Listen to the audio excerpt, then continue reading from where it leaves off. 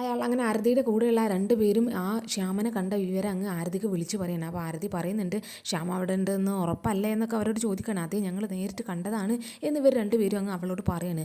അപ്പോൾ ആരതി പറയുന്നുണ്ട്, എന്നാൽ അവിടെ ആ ബെഞ്ചമിൻ്റെ കൂടെ വേറെ എത്ര പേരുണ്ട് എന്നൊക്കെ ചോദിക്കുമ്പോൾ അവൻ്റെ കൂടെ വേറെ രണ്ടുപേര് മാത്രമേ ഉള്ളൂ, ബാക്കി ആരും ഇവിടെ ഇല്ല എന്നൊക്കെ ഇങ്ങനെ അവളോട് പറയാണ്.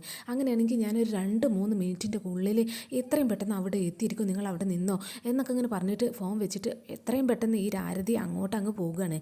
അങ്ങനെ അവർ അങ്ങനെ ആരതിനെയും കാത്ത് അങ്ങനെ നിൽക്കുകയാണ്. അപ്പോൾ ആരതി ആ ഒരു സ്പോട്ടിൽ എത്തിയിട്ട് പെട്ടെന്ന് തന്നെ ശബ്ദമൊന്നും ഉണ്ടാക്കാതെ ആ ബിൽഡിങ്ങിൻ്റെ ഉള്ളിലേക്ക് അങ്ങ് കയറി പറ്റുന്നുണ്ട്.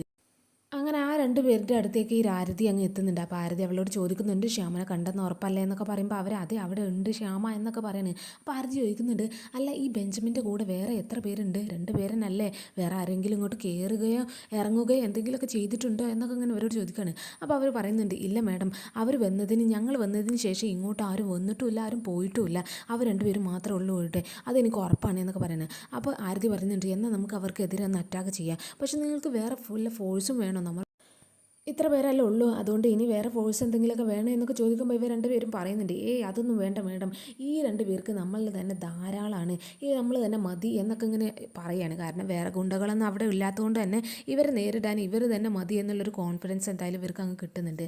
അപ്പോൾ ഈ ആരതി പറയുന്നുണ്ട്, എന്നാ വാ നമുക്ക് മെല്ലെ അറ്റാക്ക് തുടങ്ങാം എന്നൊക്കെ പറഞ്ഞിട്ട് ഇവൾ പെട്ടെന്ന് തന്നെ ബെഞ്ചമിനും അവൻ്റെ ആ 2 കൂട്ടാളികളും നിൽക്കുന്ന ആ റൂമിൻ്റെ പുറത്ത് ഒരു മരത്തടി എടുത്തിട്ട് അങ്ങ് ഇടുകയാണ്. അപ്പോൾ ഈ ഒരു ശബ്ദം പെട്ടെന്ന് അങ്ങ് ബെഞ്ചമിൻ കേൾക്കുന്ന സമയത്ത് അവൻ്റെ കൂട്ടാളിയോട് അവനങ്ങ് പറയുന്നുണ്ട്, വാ നീ ഒന്ന് പോയി നോക്ക് എന്നൊക്കെ അവനങ്ങ് കണ്ണ് കൊണ്ട് അങ്ങ് താളം കാണിക്കാണ്. അപ്പോൾ ഈ കൂട്ടാളി നേരെ ആ വാതിലിൻ്റെ അടുത്തേക്ക് അങ്ങ് വരുന്ന സമയത്ത് ആരതി അവനെ അങ്ങ് ഇടിച്ച് അങ്ങ് പരത്തി അങ്ങ് ഇടുകയാണ്. അപ്പോൾ ഇവൻ അങ്ങ് തെറിച്ച് വീഴുന്നതാണ് ഈ ബെഞ്ചമിൻ അങ്ങ് കാണുന്നത്. ആ ബെഞ്ചമിന് മനസ്സിലാവുകയാണ് അവിടെ ആരോ വന്നിട്ടുണ്ട് എന്നുള്ള കാര്യം. അപ്പം പെട്ടെന്ന് തന്നെ ബെഞ്ചമിൻ എണീച്ചിട്ട് അവിടെ ആരാണ് എന്ന് നോക്കുന്ന സമയത്ത് അങ്ങ് ആരതിനെ അങ്ങ് കാണുകയാണ്. അപ്പോൾ ആരതിനെ കാണുമ്പോൾ അവൻ ആ ഒരു കലിപ്പ് മൊത്തം അവിടെ ഉള്ള ഒരു ടേബിളിൽ അങ്ങ് നിരത്തുന്നൊക്കെ ഉണ്ട്.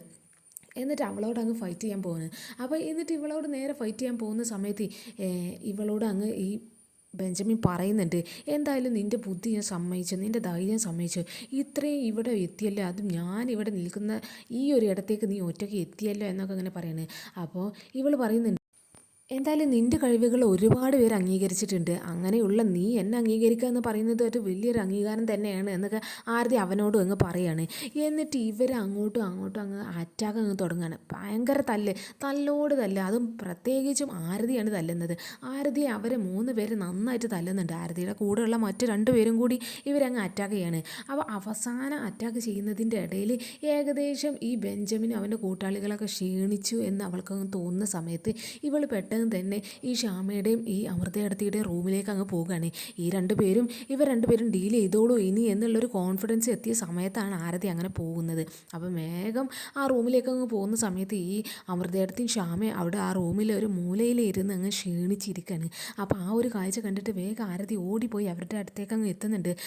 അപ്പം ചെറിയമ്മ ഓക്കെ അല്ലേ എടുത്തി അമൃതേടത്തി പെട്ടെന്ന് തന്നെ വരും, നമുക്ക് ഇവിടുന്ന് പോകാം, കാരണം ഈ ബെഞ്ചമിനും അവൻ്റെ കൂട്ടാളികളും വേറെ ഒരുപാട് പേരെയും കൊണ്ടുവരുന്നതിന് മുന്നേ തന്നെ നമുക്ക് ഇവിടുന്ന് അങ്ങ് രക്ഷപ്പെടണം, അല്ലെങ്കിൽ അവർ നമ്മളെ ഇവിടെ പിടിച്ചു നിർത്തും എന്നൊക്കെ ഇങ്ങനെ പറയും. ശ്യാമയും അമൃതേടത്തി ഒരിക്കലും ഈ ആരതിനെ അവിടെ പ്രതീക്ഷിച്ചിട്ട് പോലും ഇല്ല. അവരിനി ഒരിക്കലും രക്ഷപ്പെടില്ല, ആരെങ്കിലും രക്ഷപ്പെടുത്താനൊന്നും വരില്ല എന്നുള്ള ഒരു വിചാരത്തിൽ നിൽക്കുന്ന സമയത്താണ് ആരതിനെ അങ്ങ് കാണുന്നത്.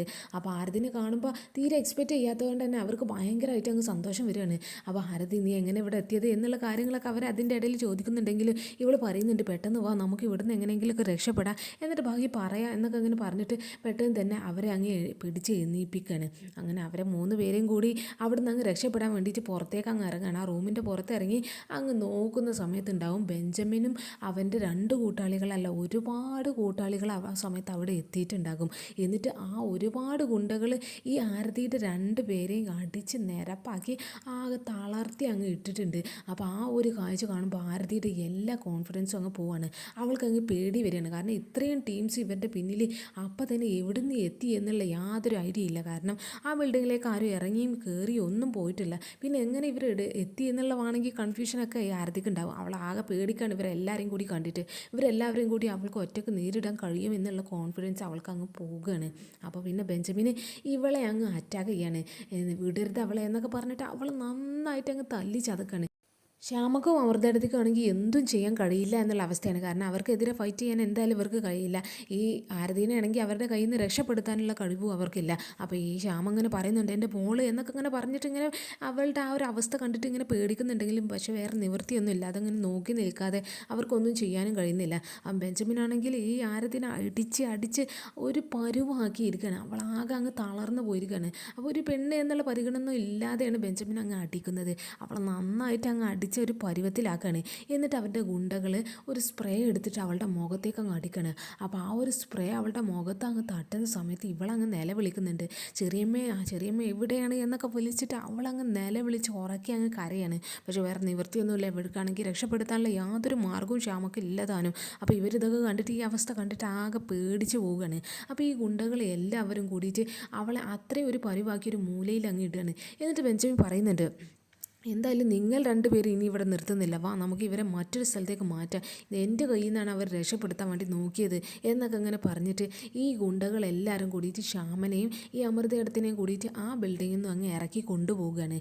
അപ്പോൾ നേരെ അവർ ആ ഒരു രണ്ടുപേര് ഇറക്കി കൊണ്ടുപോയി അവരുടെ ആ ഒരു കാറിലേക്ക് അങ്ങ് കയറ്റുന്നൊക്കെ ഉണ്ട്.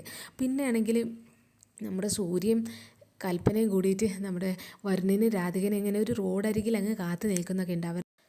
കൽപ്പനക്ക് മാനസാന്തരം വന്നതിന് ശേഷമുള്ള ഒരു കൂടിക്കാഴ്ചയാണ്. അപ്പോൾ ഈ സൂര്യൻ ഈ കൽപ്പനയും കൂടിയിട്ട് ഇങ്ങനെ ഇവർ രണ്ടുപേരും അങ്ങനെ റോഡ് സൈഡിൽ അങ്ങനെ കാത്തിരിക്കുകയാണ്. അപ്പോൾ ഈ വരുണും രാധികയും കൂടിയിട്ട് അവരുടെ ആ ഒരു സ്കൂട്ടിയിൽ അങ്ങ് വരുന്നൊക്കെ ഉണ്ട്. അപ്പോൾ നേരെ അങ്ങ് വന്ന് കഴിഞ്ഞതിന് ശേഷം ഈ വരുൺ ഇവരുടെ അടുത്തേക്ക് പോയിട്ട് പറയുന്നുണ്ട് എന്തായാലും ഏടത്തേക്ക് ഇങ്ങനൊരു മാറ്റം വന്നു എന്നൊക്കെ ഈ രാധിക പറഞ്ഞ സമയത്ത് എനിക്ക് തീരെ വിശ്വസിക്കാൻ പോലും കഴിഞ്ഞിട്ടില്ല. അത് ഏടത്തേക്ക് ഇങ്ങനെയൊക്കെ ഒരു മാറ്റം വരും എന്നൊക്കെ ഞാൻ തീരെ പ്രതീക്ഷിച്ചിട്ടില്ല എന്നുള്ള കാര്യം ഈ വരുൺ അങ്ങ് പറയുന്നുണ്ട്. അപ്പോൾ ഈ കൽപ്പന പറയുന്നുണ്ട് അതിനും വരുൺ ഇനി വിശ്വസിക്കാൻ ഞാൻ ഇനി എന്താ ചെയ്യേണ്ടത്, ഇനി വരുണിൻ്റെ തലയിൽ തൊട്ട് സത്യം ചെയ്യുക അങ്ങനെ എന്തെങ്കിലുമൊക്കെ ചെയ്യണോ എന്നൊക്കെ ഇങ്ങനെ ചോദിക്കുകയാണ്.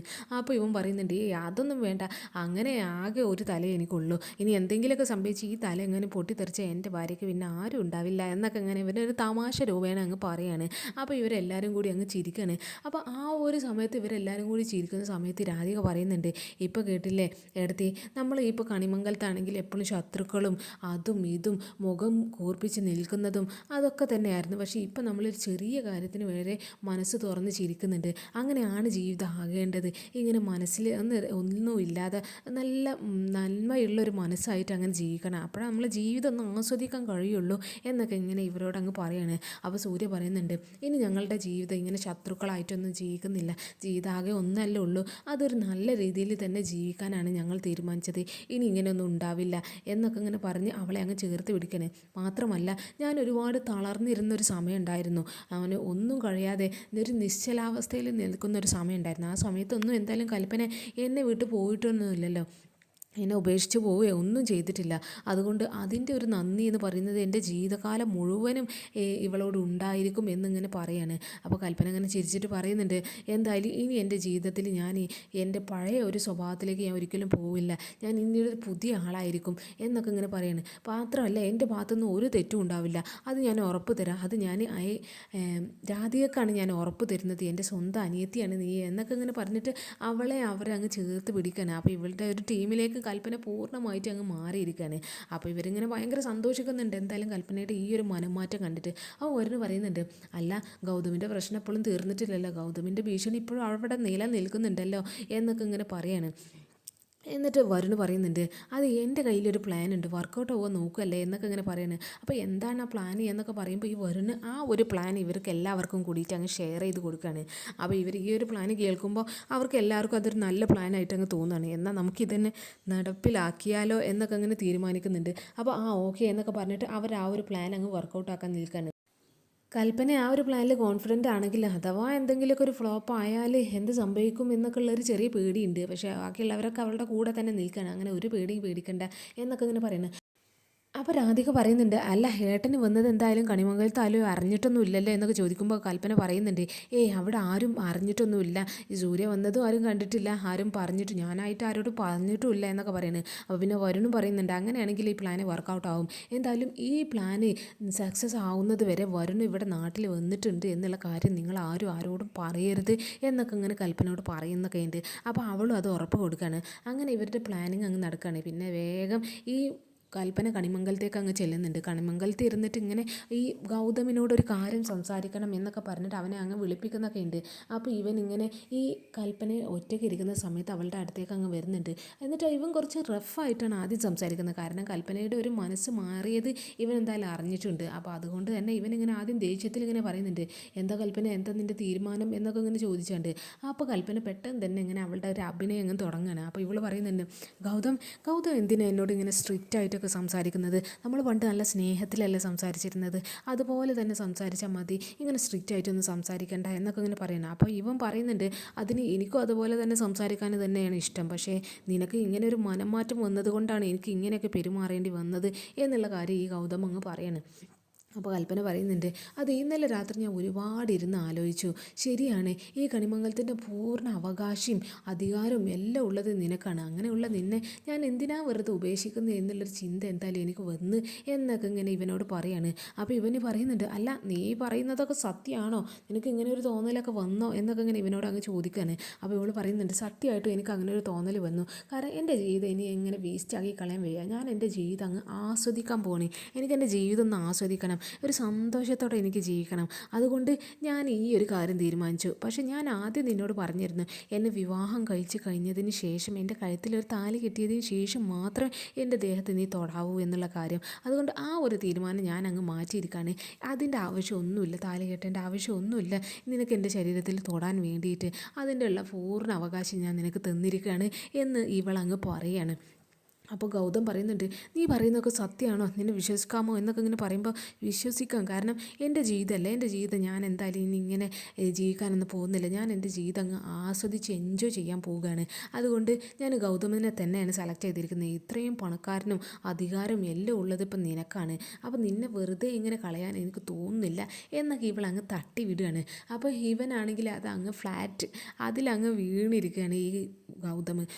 ഇവൾ പറയുന്നത് മുഴുവനും സത്യമാണ് എന്നങ്ങ് തെറ്റിദ്ധരിച്ചിരിക്കുകയാണ്. അപ്പോൾ ഈ ഗൗതം പറയുന്നുണ്ട്, അങ്ങനെയെങ്കിൽ നീ പറഞ്ഞത് ഞാനും അംഗീകരിക്കുന്നു. അപ്പം നമുക്ക് ഇന്ന് രാത്രി ഞാൻ നിൻ്റെ റൂമിലേക്ക് വരാം എന്നുള്ള കാര്യം ഇവനങ്ങ് പറയാണ്. അപ്പോൾ ഈ കൽപ്പന ചെറുതായിട്ടൊരു ചെറിയ പരിഭവം ഉണ്ടെങ്കിലും അവൾ ആ ഒരു പരിഭവം കാണിക്കുന്നില്ല. അപ്പോൾ ഇവളോട് പറയുന്നുണ്ട്, ഞാൻ ഇന്ന് രാത്രി നിൻ്റെ റൂമിലേക്ക് വരും, പക്ഷേ നീ ഡോറ് ഒരിക്കലും ലോക്ക് ചെയ്ത് വെക്കരുത്, അതങ്ങ് തുറന്ന് വെച്ചാൽ മതി എന്നൊക്കെ ഇങ്ങനെ പറയാണ്. അപ്പോൾ കൽപ്പന ഇങ്ങനെ ചെറിയൊരു പരിവത്ത് പറയുന്നുണ്ട്, അത് പിന്നെ രാത്രി എനിക്ക് ഡോറ് തുറന്നിട്ട് ഉറങ്ങാൻ ചെറിയ പേടിയാണ് എന്നൊക്കെ ഇങ്ങനെ പറയാണ്. അപ്പോൾ ഇവൻ പറയുന്നുണ്ട്, അങ്ങനെ ഒരു പേടിയും പേടിക്കേണ്ട ആവശ്യമില്ല, ഞാൻ എന്തായാലും വരും, നീ ഡോറ് തുറന്നിടണം. ഇനി നമ്മൾ കണിമംഗലം വിജയിച്ച് നമ്മുടെ കൈക്കലാക്കിയതിൻ്റെ ആ ഒരു ആഘോഷം നടക്കാൻ പോകുന്നത് ഇന്ന് രാത്രിയാണ് എന്നുള്ള ഒരു കാര്യം ഈ ഗൗതം അങ്ങ് പറയാണ്. അപ്പോൾ ഇവളും അംഗീകരിക്കുകയാണ്, ഓക്കെ ഞാൻ കാത്തിരിക്കുക എന്നൊക്കെ ഇങ്ങനെ ഈ കൽപ്പനയും കൂടിയിട്ട് അങ്ങ് പറയാണ്. അപ്പം ഗൗതം അതൊക്കെ വിശ്വസിച്ച് ഞാൻ അന്ന് രാത്രി റൂമിലേക്ക് വരാം എന്നൊക്കെ ഇങ്ങനെ പറഞ്ഞിട്ടാണ് ഇവൻ അങ്ങ് പോവുകയാണ്. ഇവന് പോയി കഴിഞ്ഞതിന് ശേഷം പെട്ടെന്ന് തന്നെ ഇവൻ അകത്ത് കയറി എന്ന് ഉറപ്പാക്കിയതിന് ശേഷം ഈ കൽപ്പന ഫോൺ എടുത്തിട്ട് രാധികയ്ക്ക് അങ്ങ് വിളിക്കുന്നുണ്ട്. അപ്പോൾ രാധിക ഫോൺ എടുക്കുകയാണ്. അപ്പോൾ രാധിക അങ്ങനെ ചോദിക്കുന്നുണ്ട്, എന്തായി എടുത്ത് പ്ലാനിങ് ഒക്കെ വർക്കൗട്ട് ആയോ, എന്താ സംഭവിച്ചത് എന്നൊക്കെ ഇങ്ങനെ ഇവളെ അന്വേഷിക്കുന്നുണ്ട്. അപ്പോൾ കൽപ്പന നടന്ന കാര്യങ്ങളൊക്കെ പറയാണ്, എന്തായാലും ഗൗതമിനോട് ഞാൻ ഈ കാര്യങ്ങളൊക്കെ പറഞ്ഞിട്ടുണ്ട്, അവന് എന്നെ വിശ്വസിച്ചിരിക്കുകയാണ്. അപ്പോൾ അവൻ ഇന്ന് രാത്രി എൻ്റെ റൂമിലേക്ക് വരാം എന്നാണ് പറഞ്ഞിട്ടുള്ളത് എന്നൊക്കെ ഇങ്ങനെ പറയാണ്. അപ്പോൾ ഇവൾ പറയുന്നുണ്ട്, ആ ശരിയാണ് എടുത്തി നമ്മൾ വിചാരിച്ച കാര്യങ്ങളൊക്കെ എന്തായാലും ഏകദേശം നമ്മുടെ പ്ലാന് പോലെ അങ്ങ് നടക്കുന്നൊക്കെ ഉണ്ടല്ലേ, അതുകൊണ്ട് ഒരു പേടിയും പേടിക്കണ്ട, ധൈര്യമായിട്ട് നിന്നോ, നമുക്ക് എന്തായാലും അവൻ്റെ ഈ ഒരു സ്വഭാവം നമുക്ക് ഇന്ന് തന്നെ മാറ്റി കൊടുക്കാം. ഇനി ഒരു പെൺകുട്ടിയോട് അവൻ ഇങ്ങനെ ഒരു പെരുമാറ്റം അവന് പെരുമാറില്ല, എങ്ങനെയാണ് ഒരാളോട് പെരുമാറേണ്ടത് എന്നുള്ള രീതി അവൻ ഇന്ന് പഠിച്ചോളും എന്നൊക്കെ ഇങ്ങനെ ഈ രാധിക അങ്ങ് പറയുന്നുണ്ട്. അവ കൽപ്പന പറയുന്നുണ്ട്, അതെ പ്ലാനിങ് ഒക്കെ നമ്മൾ വിചാരിച്ച പോലെയൊക്കെ നടക്കുന്നുണ്ട്, പക്ഷേ എന്തെങ്കിലും കാര്യത്തിൽ നമ്മുടെ പ്ലാനിങ് വിചാരിച്ച പോലെ നടന്നിട്ടില്ല, എന്തെങ്കിലും ഒരു പിഴവ് പറ്റി എന്തെങ്കിലുമൊക്കെ ചെയ്താൽ എന്താ സംഭവിക്കുക എന്നൊക്കെ വിചാരിച്ചിട്ട് എനിക്ക് ചെറിയ പേടിയൊക്കെ ഉണ്ട് എന്നൊക്കെ അങ്ങനെ കൽപ്പന പറയാണ്. ആ സമയത്ത് രാധിക പറയുന്നുണ്ട്, അതിനൊരു പേടിയും പേടിക്കേണ്ട, ഞങ്ങളെല്ലാവരും നിൻ്റെ കൂടെ തന്നെ ഉണ്ട്, ഒരു പേടിയും പേടിക്കേണ്ട, ധൈര്യമായിട്ടിരിക്ക്, അവൻ എന്തായാലും ഇന്ന് രാത്രി വരട്ടെ എന്നൊക്കെ ഇങ്ങനെ പറഞ്ഞിട്ട് അവരങ്ങ് കാത്തിരിക്കുകയാണ്. അപ്പോൾ മറുഭാഗത്താണെങ്കിൽ ബെഞ്ചമിനും അവൻ്റെ കൂട്ടാളികളും ശ്യാമനെയും അമൃതേടത്തിനെയും കൊണ്ട് ഒരു വണ്ടിയിൽ അങ്ങനെ പോയിക്കൊണ്ടിരിക്കുകയാണ് മറ്റൊരു താവളത്തിലേക്ക്. പോരാത്തതിന് ബേക്കിലുള്ള ഗുണ്ടുകൾ രണ്ട് പേരുടെ അതാ നമ്മുടെ അമൃതേടത്തിയുടെയും ശ്യാമയുടെയും കഴുത്തിൽ അങ്ങ് കത്തി വെച്ചിട്ടാണ് കൊണ്ടുപോകുന്നത്. ഇനി എന്തെങ്കിലുമൊക്കെ ഒരു പരിപാടി നടത്തി അവർ രക്ഷപ്പെടുക എന്നുള്ളൊരു സേഫ്റ്റിക്ക് വേണ്ടിയിട്ട് അവർ കത്തിയൊക്കെ വെച്ചിട്ട് അങ്ങനെ പോയിക്കൊണ്ടിരിക്കുകയാണ്, അത് മറ്റൊരു താവളത്തിലേക്ക്. അപ്പോൾ ഇതിലെന്തായാലും ഈ ആരതി കാണിച്ചത് ചെറിയൊരു മണ്ടത്തരായി തോന്നി. അത്രയും പവർഫുൾ ആയിട്ടുള്ള ഒരു ബെഞ്ചമിൻ എന്ന് പറയുന്നത് പറയുന്ന ഒരു ഗുണ്ടയുടെ അടുത്തേക്ക് വെറും 2 പേരെയും കൊണ്ട് അങ്ങ് കയറി ചെല്ലാൻ പാടില്ലായിരുന്നു എന്നാണ് എനിക്ക് തോന്നുന്നത്.